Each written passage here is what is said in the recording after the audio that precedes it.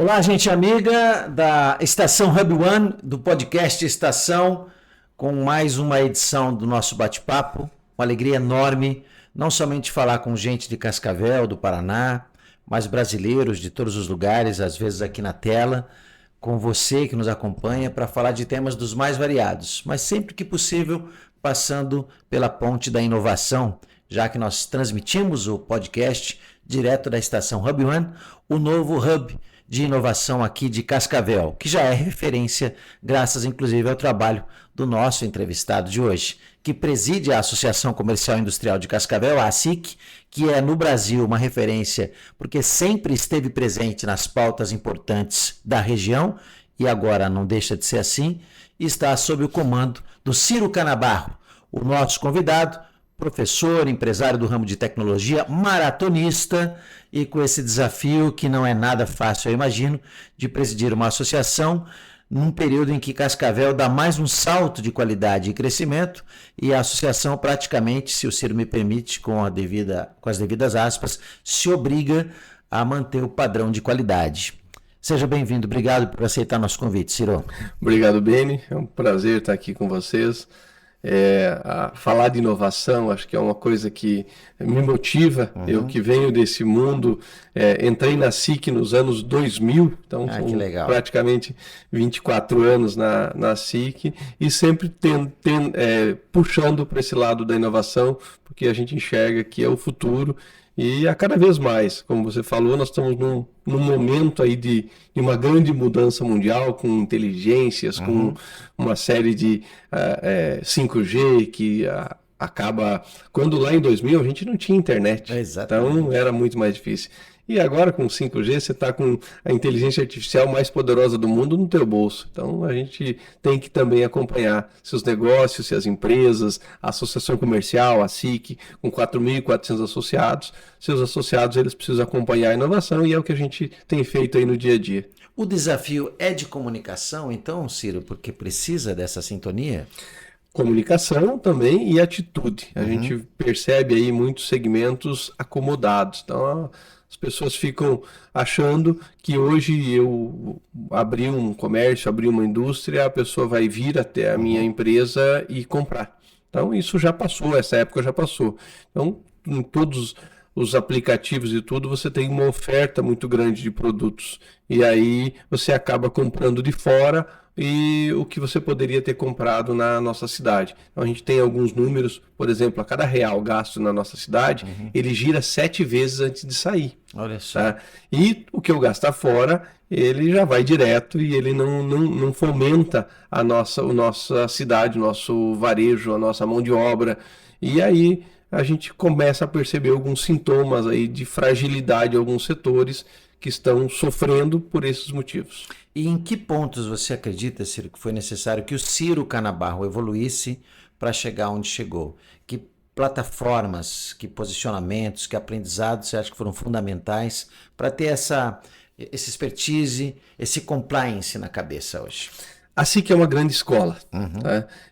A presidência é mais uma faculdade, mas participando desde o ano 2000, eu passei por várias gestões, trabalhei junto com grandes líderes e aí você acaba aprendendo um pouco de cada um e cada um deixa a sua marca, seja na inovação, seja na qualidade. A SIC é uma associação pioneira no Brasil, ela tem já há mais de 15 anos o ISO 14000, tá? Que é o ambiental. Então, hoje a ESG, ela está na moda, vamos dizer assim, mas há 15 anos a gente já pensava na parte ambiental. E quase não se falava disso. Quase não se falava. Por quê? Porque a gente sabe que a gente já usou muito mais do que o planeta consegue oferecer para a gente. Então, se a gente não der esse passinho atrás, hoje não é só eu parar. Então, alguns especialistas, a gente tem vários eventos falando de planeta aí dentro da SIC, alguns especialistas dizem que a gente já usou 1,8 do planeta. Então, não é só eu parar de usar. Sim. Eu preciso repor. Então, compensar, mitigar. Né? Isso. E aí, voltando na tua pergunta, dentro da SIC, a cada gestão tem um líder, tem uma diretoria. Eu hoje conto com uma diretoria muito comprometida, me ajuda muito, né? Então, às vezes, fala na SIC, fala na figura do presidente, mas nós temos hoje as vice-presidências, as diretorias, núcleos setoriais. Eu entrei na SIC pelo núcleo setorial de informática na época. Então, por causa da tua empresa. Por causa da minha empresa, eu atuo já, a minha empresa tem 30 anos no setor de tecnologia, então eu entrei no núcleo de informática. Dentro do núcleo de informática surgiu o Cicobi. Hoje o Cicobi Crédito Capital surgiu dentro do núcleo de informática, que é hoje um grande banco que ajuda muito o empresário de Cascavel. Eu, como presidente da SIC, eu faço parte também da FACIAP, que é a nossa federação, faço parte do Conselho de Administração, e às vezes vem algumas pautas para a gente votar. E eu falo, mas espera aí, lá em Cascavel não é assim.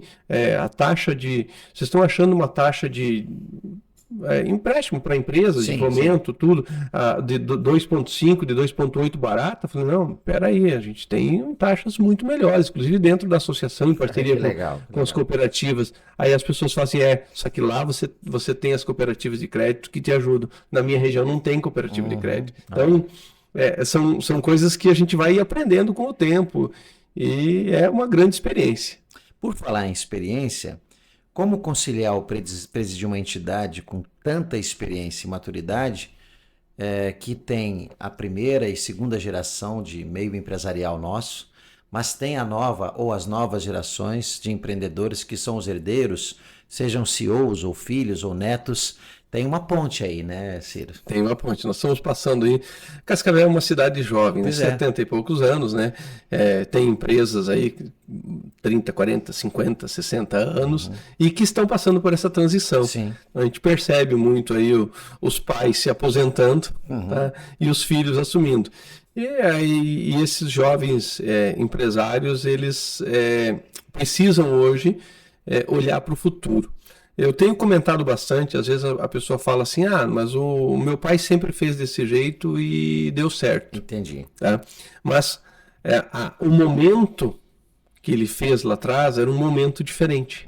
Então, não significa hoje para todas as empresas que o que você fez no passado e que te trouxe até aqui com muito sucesso, como a gente tem na nossa cidade, não significa que no futuro você vai ter esse mesmo sucesso, porque o ambiente é outro. O momento é outro. Claro. A pandemia, ela acelerou muitas coisas. Eu sempre disse, quando a gente criou a SIC Labs lá dentro da SIC, eu, Carlos Guedes, discutindo um dia lá, a SIC, rapidinho, essa parte que acho que é interessante, o prédio dela, ela foi projetado já faz tempo e tinha sido projetado um restaurante lá dentro. Certo. Mas um restaurante dentro de uma associação comercial não faz sentido. É um movimento, não tem sentido. Então, ficou um espaço lá no segundo andar, no lado do auditório, e que começamos a discutir o que ia ser feito naquele espaço. Vamos fazer aqui salas de treinamento. Mas já tem 9 salas de treinamento. Vamos fazer aqui um mini auditório, mas já tem 2 auditórios. Não era o caso. E coincidiu de eu ter voltado de uma viagem que eu tinha feito para o Vale do Silício. Califórnia, toda aquela parte, São Francisco, e eu chamei o Carlos Guedes e falei, Carlos, a gente podia fazer alguma coisa diferente. E na conversa, vai e vem, surgiu a criar um ambiente de inovação, até então pioneiro dentro dessa associação comercial. A associação comercial sempre foi vista como aquela coisa muito quadrada, antiga, com nomes antigos, né? Esses dias a gente até fez uma reformulação em estatuto e tudo, ajustando nomes, né? Porque tinha assessor de gabinete, tinha coisas assim, nomes mais antigos. Tesoureiro, secretário e vogal, né? Mas o secretário, o que é o vogal? Vogal, né? existia. O tesoureiro. Hoje não se fala mais tesoureiro, hoje já é o diretor financeiro, não é o diretor tesoureiro. Né? Diretor secretário. Porque o que é um diretor secretário? Se você pegar a função, é um diretor administrativo. Sim, perfeito. Não é um diretor secretário. Perfeito. Então, modernizar os nomes. E veio na questão de criar algo inovador dentro de uma associação comercial. Começamos bem tímidos com a SIC Labs. Antes de terminar a obra, a gente já iniciou o projeto, já abriu, e hoje a gente tem dentro de uma associação comercial, uma aceleradora que tem uma parceria grande com a prefeitura, com a Fundetec, no radar de inovação, ajudando a criar startups. Essa viagem lá para o Vale do Silício também me mostrou algumas coisas. Por exemplo, as pessoas perguntam, mas por que tem tanta startup de sucesso americana e por que não tem startup de sucesso aqui no Brasil? É porque nós temos uma baixa densidade de startups ainda. Então, enquanto nós temos aqui... É volume, então. É volume. Se eu somar todas as startups aqui da região oeste, eu vou chegar aqui a 500, a 1000. Tá? Se você pegar as do Vale do Silício, que não é muito diferente geograficamente o tamanho, eu vou ter lá 50, 60, 100 mil. Tá? Então, mesmo. Entre 100 mil sair 1, 2, 10 com sucesso, ou de 1000 sair 10 com sucesso, a probabilidade é muito menor. Então, nós temos essas questões. A gente tem também a questão do fomento à inovação. Então, lá nos Estados Unidos, não só Estados Unidos, a Europa, muitos países, a Alemanha, a Inglaterra, a Índia tem um fomento à inovação grande. Então, esses países eles têm uma diferença. Mas isso não significa que a gente não possa mudar a nossa realidade aqui também. Então, esse ecossistema que a gente começou há 20, 25 anos, ele hoje chegou num grau de maturidade. Ganhamos aí um prêmio no ano passado como o melhor ecossistema de inovação do Brasil, o Iguaçu Vale ganhou. Sim. Então, isso é uma questão de amadurecimento. Talvez, eu sou um pouco ansioso, eu gostaria de uma velocidade maior. Né? Mas tudo que foi plantado, o Hub One, a própria a aceleradora Impulso lá dentro da Copavel, do Show Rural. Então, tudo que foi plantado, a cada ano ele está melhor. Tá? O que a gente tem que sentar agora, planejar? Tivemos uma conversa com o presidente da Fundetec essa semana. Como é que a gente acelera isso? Como é que a gente cria essa densidade maior? Como é que eu aumento o número de startups? Como é que eu aumento o número de projetos? Como é que eu aumento o número de editais que eu possa participar e trazer mais recursos para cá? Então, essa é uma fase que a gente está pensando aí para poder acelerar esse processo. E passa no teu modo de entender, você é professor, para você é muito prático e fácil fazer uma pergunta assim, porque está no teu DNA. Passa pela grade curricular, Ciro, passa pelo ensino, esse aluno já adolescente entender a motivação empreendedora, os aspectos de negócios que até mesmo já não existiam e vão passar a existir ou estão existindo a partir de agora. Como que o ambiente acadêmico ou até mesmo do ensino fundamental pode acelerar isso, já que estamos usando essa palavra? Então, a gente tem o processo de ensino, a parte básica e fundamental, ela é um pouco engessada, o MEC engessa um pouco. É difícil você modificar isso. Quem teve dentro... Fui professor universitário por alguns anos e é difícil você mexer numa grade porque você mexe com os alunos. Se eu trocar uma matéria aqui agora, daí vai ter aquele que não fez aquela matéria ainda. Sim, perfeito. É um pouco complexo. Porém, hoje a gente já tem muita evolução. Eu vou dar um exemplo da UniOeste, a gente participou junto aí com alguns professores, trocando ideias.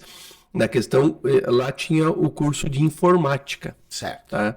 Um curso de 5 anos, com matérias já que não se aplica mais à nossa realidade. Com a evolução de linguagem de programação, de ferramentas e tudo não se aplica.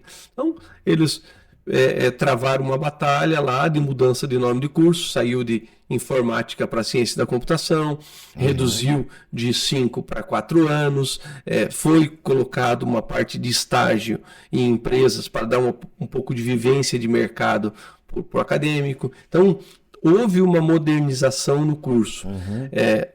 Outras universidades têm o projeto Garage, que hoje está, acho que FAG, está Univel, que ele já substitui, ao invés de você fazer um TCC, que é um projeto de conclusão de curso no final, você pode criar uma startup e passar por uma banca. Então, isso já é muito legal, um processo de amadurecimento, é um processo que a gente faz para a melhoria da capacidade do aluno que sai. Então, ao invés de ele fazer um trabalho meramente acadêmico, escrito, ele pode criar uma startup e se submeter a uma banca, da mesma forma que você vai submeter o trabalho escrito, com o mesmo peso de avaliação para a conclusão do curso. Então, isso é uma grande evolução.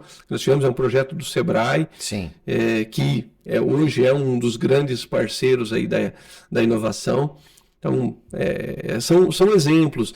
Nós já temos algumas escolas aqui de ensino técnico profissionalizante. Então, se pegar, por exemplo, o CEP, tá? Tem um curso fantástico ali, o Instituto Federal lá na região norte, outro curso fantástico. Pra você ter uma ideia, a região norte hoje, se tivesse o dobro da capacidade física, teria o dobro de alunos. Tá? Então, é um desafio, o professor Márcio, que está à frente lá, é um desafio dele aumentar a capacidade física para ele poder atender os alunos que ele tem na fila. Então, a gente tem, semana passada, fui conhecer um projeto social do Marista, que também está lá na região norte. A cada 5 alunos pagos que o Marista tem aqui, ele tem um aluno social nos cursos de tecnologia. Que legal. Então, tem 500 e poucos alunos sendo atendidos lá no Recanto Marista, que fica lá na região norte, trazendo pessoas para a realidade. E o que a gente tem feito? Ontem mesmo, cheguei lá na Ciclab, estava cheio de aluno lá. Isso me dá uma alegria, me dá uma alegria grande. Com certeza. Porque tirar eles da sala de aula, que é hoje meramente acadêmica, e nós temos uma demanda grande, eu fico feliz de ver as escolas buscando isso. Nosso caso aqui, sempre cheio de alunos, né? Isso. Fazendo coisas diferentes, né? Claro, porque senão eles ficam ali dentro da sala de aula e eles acham que o mundo é aquele ali. Então, a gente precisa mostrar coisas novas. E tem acontecido aí na nossa região. E como eu volto a falar, a gente precisa acelerar, a gente precisa ter mais ambientes. O Hub One é um ambiente extremamente novo e já está recebendo alunos. Quer dizer, quando ele completar um ano, é até interessante ter esse registro. Quantos alunos passaram por aqui? Perfeito. Para a gente poder traçar esse paralelo, dizendo, antes não tinha isso, agora tem e está formando. Como é que eu posso dizer? Formando a personalidade da pessoa para que ela comece a olhar em questões inovadoras. Hoje, nós somos consumidores do mundo. Tá? Muitos produtos de Netflix, a Spotify, a YouTube, não são brasileiros e a gente acaba consumindo muito disso no nosso dia a dia. Mas será que a gente não tem capacidade de criar produtos desses para que o mundo consuma também? Verdade. Então, esses são os desafios que nós temos no dia a dia. E é legal porque essas referências que você traz, como por exemplo os alunos aqui, passa a ser um pontinho novo no mapa da inovação, né? Agora também já tem esse, né? Já tem esse local, já tem esse mais ativo, essa né? A gente tem chamado de ativo tecnológico. Então, os ativos tecnológicos na cidade, tanto aqui no Hub One, como ali na Ciclabs, como lá na Impulso, como lá na Fundetec, porque às vezes você tem produtos que aqui, tudo bem, eu posso trabalhar com software, mas se eu quiser desenvolver um hardware que eu preciso de um espaço um pouco maior, alguma coisa, eu tenho um espaço lá na Fundetec para fazer isso. Então, a gente consegue ligar todos esses ativos para que a gente consiga aí acelerar esses projetos. Eu falo com bastante pessoas, fiquei 21 anos lá no norte, e o norte do Brasil, notadamente Rondônia, aderiu o estilo paranaense de ser no que diz respeito ao cooperativismo e ao associativismo. E é impulsionador, assim, extraordinário no desenvolvimento daquele estado. E eu falo sempre do fator Cascavel, porque aqui esse impulsionamento sempre foi ou associativista, ou cooperativista, ou os dois. É DNA mesmo, né, Ciro? É DNA. Então, a história da SIC, em 1960, 51 empresários se reuniram no antigo Tuiuti, para discutir o futuro da cidade, porque eles estavam enxergando o fim do ciclo da erva mate e da madeira e o que eles iam fazer. Vamos fazer agora. O que nós vamos fazer nessa região se acabar a erva mate e a madeira, o que vai ser feito? Então, isso, dia 4 de abril de 1960, aconteceu essa primeira reunião. Maravilhoso. Seu Altamir Silva, o primeiro presidente da SIC, já encabeçando uma revolução, porque sabia que o futuro não era a madeira e não era a erva mate. E a gente vê isso hoje. Perfeito, então, perfeito. nós temos, todos os anos, nós temos desafios. e a gente gosta de fazer esse planejamento olhando para o desafio. Então, hoje nós estamos começando num ciclo novo, que é o ciclo das inteligências artificiais. Elas não são novas, elas existem. Quem acompanha, o Watson da IBM está aí há muitos anos, né? Tanto que tem até a história lá do jogo de xadrez com o Kasparov, lá que ele ganhou, era o Deep Blue, depois mudou de nome, mas é o Watson. Eu tive a oportunidade de conhecer a IBM lá no Vale do Silício. Ah, que legal, hein? Eles têm vários projetos mundiais com o Watson, tá? Aplicando em empresa, a IBM vende isso. No Brasil, eu lembro que na época eles mostraram o case do laboratório Fleury, um laboratório de análise em São Paulo, que tinha contratado o Watson, que é a inteligência artificial da IBM, porque ele tem a capacidade de ler em frações de segundo todas as literaturas médicas, científicas do mundo, independente do idioma, e ele, olhando para todos os exames, e analisando e dando um pré-laudo do exame. Esses dias eu estava num evento, vi uma startup onde ela pega a ecografia de mulheres grávidas, eles já têm um algoritmo que olha, quem já foi, eu tenho 2 filhos, quem já foi acompanhar a esposa fazer uma ecografia, uma imagem toda embaçada, para a gente leigo, a gente não enxerga nada. Que mas você está vendo aí mesmo?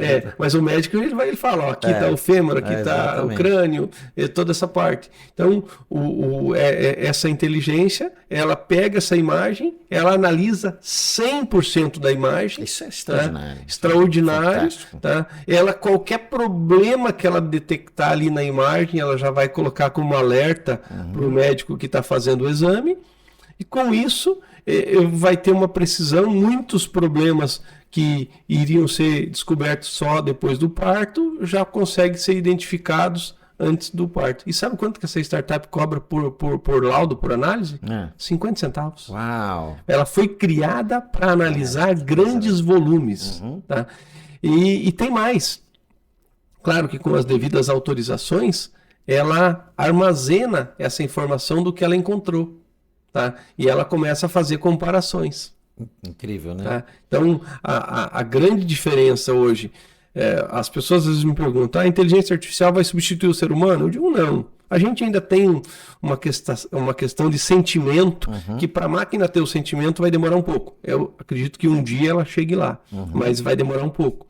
Mas essas questões que são matemáticas, que são lógicas, que são de análises, isso a máquina vai superar muito rápido. Toda vez que alguém fala assim de um tema referente, eu sou muito fã disso, eu me lembro com carinho de um dos filmes que eu mais amo, que é O Homem Bicentenário, do Robin Williams. Assisti. Eu vejo ele de novo assim e falo, poxa, que profético, né?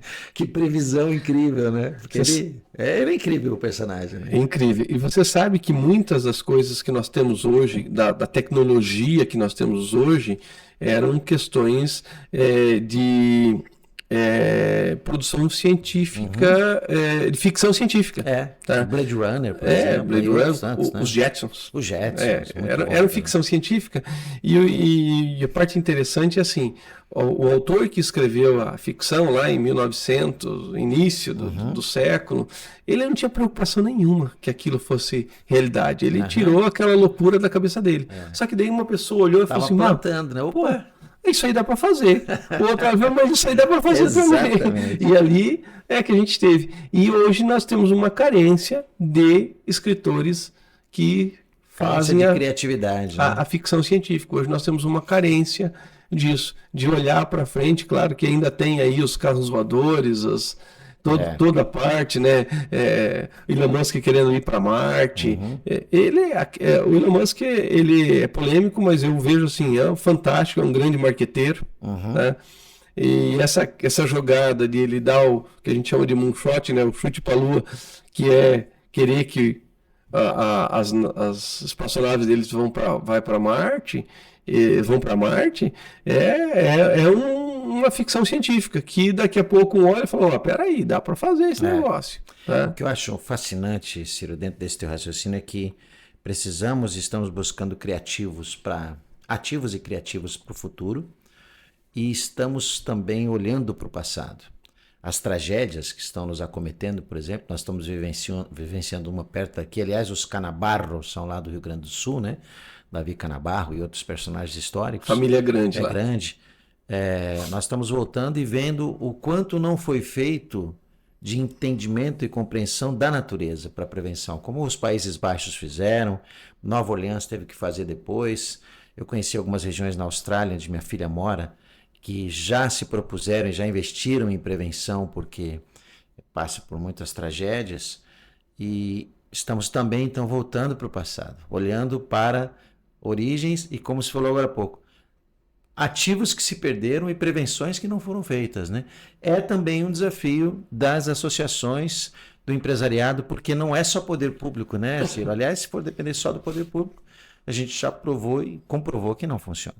Isso acho que todo mundo, cada pessoa, na verdade, tem que fazer a sua parte. As associações comerciais, aí, o associativismo que tem uma capilaridade maior precisa fazer a sua parte. Então, tudo isso são coisas que colaboram para que a gente não tenha isso de novo no futuro. Eu tenho visto aí na internet algumas fotos comparativas de 1941 com certo, com a 2024, com a cheia lá em Porto Alegre. E o que eu digo, não foi feito o que deveria sido feito, inclusive foi avançado onde não deveria ter sido avançado. Mas não adianta a gente chorar sobre o leite derramado, tá? A tragédia está ali. Reconstruir, mas reconstruir de uma forma a prevenção. Perfeito. Alguns fatores, eu não sou especialista em clima nem nada, mas a gente acaba, na SIC, eventos tem todos os dias e a gente acaba participando. Que bom, uma baita escola. É uma baita escola. E assim eu fiz a abertura de um evento de ambiental, e tinha um especialista falando desses fatores que nós estamos vendo. Mas ele se referia à enchente do ano passado, lá do Rio Taquari, toda aquela parte. E aí ele comentava que nós temos dois fatores fortes climáticos, um é o El Niño, o outro é o Laninha. Tá? E como é que eles se formam? Eles se formam lá no Pacífico. Então, quando o Pacífico está 1 grau acima, forma o Laninha, chove aqui no sul e tem seca no norte. E quando ele está 1 grau abaixo, dá o El Niño, chove lá no norte e é seca aqui no sul. E com essa questão do aquecimento global, a probabilidade de chuvas mais pesadas e enchentes no sul, ela vai aumentar ano após ano. Quer dizer, por causa do aquecimento. Por causa do aquecimento. Então o cara cantou a bola o ano passado. Né? Já estava sinais e sintomas. Sinais e sintomas. Então eu acho que os nossos governantes, eles têm um papel. Hoje nós temos grandes especialistas em clima, apesar que em época de pandemia todo mundo se torna especialista, né? Vai sair um monte de gente comentando o que tinha e o que não tinha que ser feito. Mas eu acho que aí é um papel dos governos chamar a ciência, chamar os especialistas e reconstruir de uma forma que daqui a 10, 20, 30 anos nós não vamos enxergar uma tragédia desse tamanho. A China mesmo, a China passou por algumas enchentes, algumas coisas, verdade, e eles construíram cidades esponja. A cidade ela tem a capacidade de absorver tudo. O que a gente percebe aí muito, e se você olhar a nossa cidade, apesar de ser uma cidade nova, Porto Alegre é uma cidade muito mais antiga, o que a gente percebe? São as construções irregulares, tá? As pessoas elas estão a cada vez impermeabilizando mais o solo, com calçadas, com casas, onde poderia ter um espaço de grama, às vezes a pessoa com a preguiça de cortar a grama, ela vai ali e põe uma calçada, e ela vai jogando a água para a rua. Essa água ela vai ter que escorrer para algum lugar, ela vai cair num rio. Tá? Então, pega o caso de Cascavel mesmo, a própria prefeitura nessas revitalizações de ruas tem enfrentado alguns problemas. Verdade. Por quê? Porque tinha uma técnica antiga de fazer um bueiro. Como é que era feito? Era feito um buraco, era colocado pedra e em cima a boca de lobo. Tá? Então, o que essa técnica fazia? Ela simplesmente captava aquela água que caía no asfalto e voltava ela para o solo. Só que essa técnica ela não é mais possível hoje porque o volume de água no asfalto aumentou muito. Sim. Então, pega a nossa rua Pio XII, A Rua Pio XII não tem nenhum bueiro. Não tem? Incrível, né? Tudo nessa técnica antiga. Mas por quê? Tinha muitos lotes vazios, que a chuva caía, penetrava. Isso mudou consideravelmente. E você olha, não tem mais lote vazio ali. Exatamente. Tá? As casas. E aí vem a questão da pessoa se conscientizar. Existe uma norma, existe uma regra, tem as normas, a própria prefeitura mesmo, ela tem a norma de construção, apesar de que ela não consegue fiscalizar tudo. Tá? Não tem braço para isso. Cascavel é uma cidade que cresceu, uma cidade que está com 350 mil habitantes, mas as novas construções elas precisam observar a questão fator climático, a questão que vai chover mais. Tá? A gente está vendo aqui na nossa região cada vez mais chuva. Mudou muito. Mudou muito. Não esfria. Pode ver, nós estamos aqui em maio. Eu não usei blusa ainda esse ano. Tá? Então, perfeito. E isso tudo tem que ser trabalhado. Na associação, a gente está... o nosso estatuto, ele foi modernizado e possibilitou a criação de novas vice-presidências temáticas. Então, agora a gente já está chegando aí na 9ª vice-presidência temática. Nós tínhamos na SIC 4 vice-presidências. Indústria, comércio, serviço, microempresa. E agro. 5. E agora nós temos mais 9.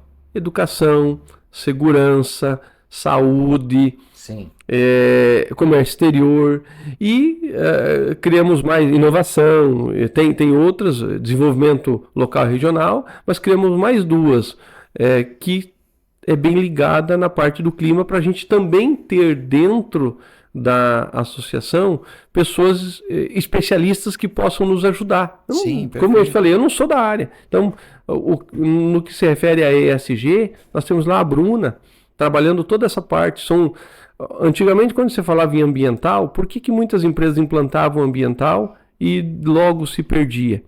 Porque não eram observados os 3 pilares. Então, o ESG é a governança, é a parte social e a parte ambiental. Tá? Sigla em inglês, mas em português traduzindo essa parte. Temos a vice-presidência de energias renováveis, seja ela solar, eólica, os biodigestores, porque a gente precisa pensar nisso também. Tá? Só represar água, fazer grandes lagos, já não supre mais a necessidade de energia que nós temos. Uma parte aí falando de tecnologia, por que a inteligência artificial não avançou mais? Por que o ChatGPT não lançou o ChatGPT 5, parou ali no 4? Porque hoje nós não temos energia para capacidade de processamento.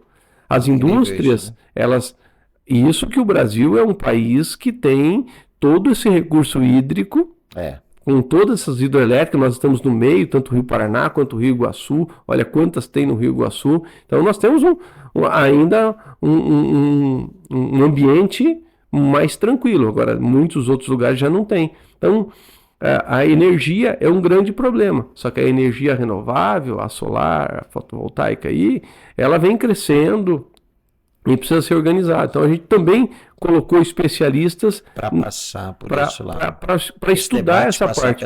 Faz parte hoje das empresas.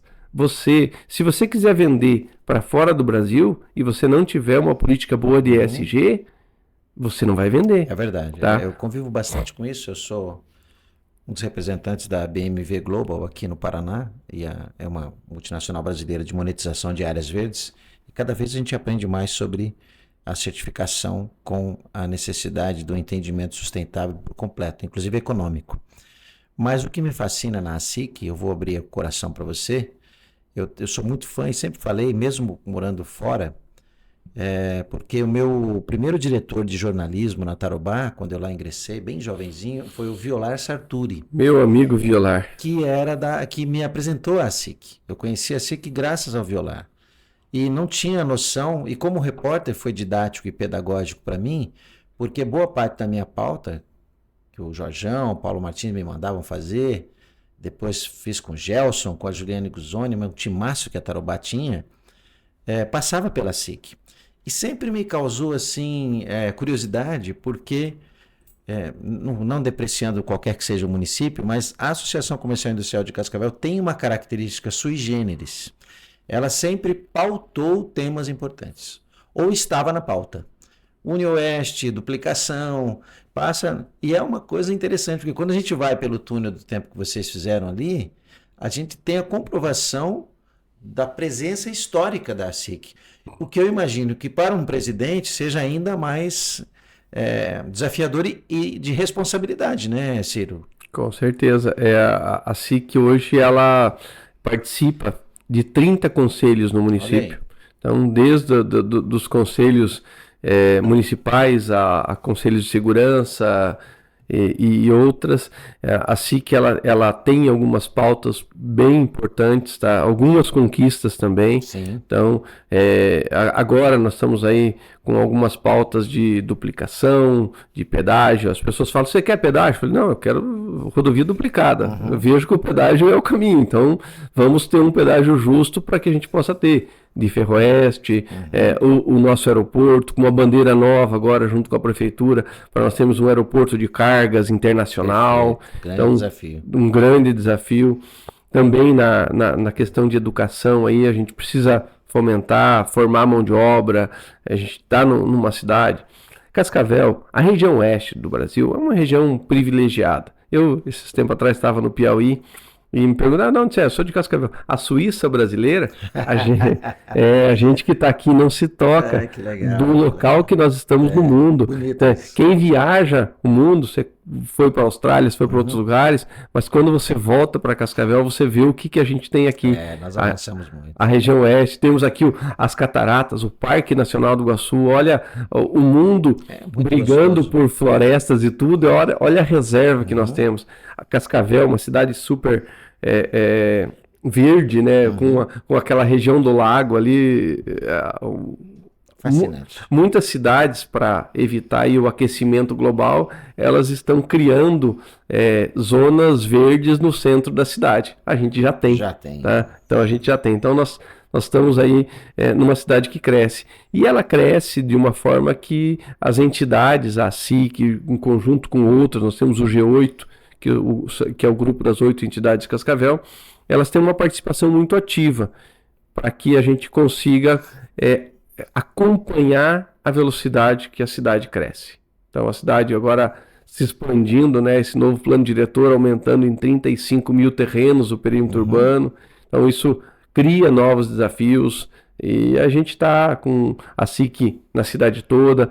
Temos uma sede lá na região norte, lá na Papagaios, temos um núcleo na região sul muito atuante, um núcleo na região oeste muito atuante, então a gente tem que participar de tudo, ajudar sempre que possível, tentar retirar barreiras para que a gente gere um ambiente propício para as empresas se desenvolverem. E no meu caso, permitindo-me falar mais uma vez na primeira pessoa do singular, mas de forma elogiosa a vocês, que sempre fui um jornalista muito imparcial, muito equilibrado, ouvindo as partes, respeitando os posicionamentos, tenho esse carinho e fascínio pela SIC, que também, na linha tênue de uma cidade muito politizada, muito atuante, muito ativa, conseguiu se manter ouvindo todos os lados, equilibrada, atendendo demandas sociais, empresariais. Isso é muito legal. Então fica aqui o meu registro no podcast Estação, Fundetec, Prefeitura, de os cumprimentos a vocês. E o desejo, viu? Muito obrigado. Ciro, sincero, de que desse maio até o final do ano, inclusive com o trabalho social que vocês estão fazendo para ajudar os irmãos gaúchos, tudo corra bem e vocês tenham muito sucesso. Sou muito grato por tua presença aqui. Muito obrigado, a gente agradece aí, agradece a Prefeitura Municipal de Cascavel pela grande parceria, a Fundetec. Então, Fundetec, a SIC participa do Conselho Deliberativo da Fundetec desde a sua fundação e a gente percebe aí uma evolução, um crescimento grande. Então, esses ativos, como eu falei, na nossa cidade, fazem com que ela se desenvolva melhor ainda. Então, vocês têm uma participação fantástica hoje no desenvolvimento de novos negócios para a nossa cidade. Eu tenho falado bastante ali que com essa questão de globalização, de eu poder comprar, uma vez para você importar alguma coisa da China, no mínimo 6 meses você demoraria. Tá? Hoje, para você comprar algo na China, você faz em um clique, chega numa semana, 2 semanas. É impressionante. Então, como é que a gente faz hoje para a nossa indústria, para o nosso comércio, para o nosso serviço, resistir a tudo isso, a essa avalanche que a globalização trouxe. Então a Fundetec ela tem um papel e está desempenhando esse papel muito importante para que a gente consiga superar e tirar proveito disso também. A gente tem que saber tirar proveito de algumas situações, porque a gente não vai conseguir combater. Então, eu não consigo combater um marketplace chinês vendendo aqui. Mas como é que eu tiro proveito disso? Como é que eu insiro as nossas empresas nisso? A agência de fomento é um Exatamente. Estão presentes também, né? Então, agência de fomento também. Como é que eu insiro as nossas empresas para que elas tirem proveito disso? Perfeito. Tá? Então, são questões, são desafios que nós temos pela frente. Leve o nosso abraço a todos lá, o Carlos, a equipe toda, sempre com muito carinho pelo Serginho Altavini, que me recebeu super bem aqui em Cascavel na minha volta. Saúde, Ciro, obrigado.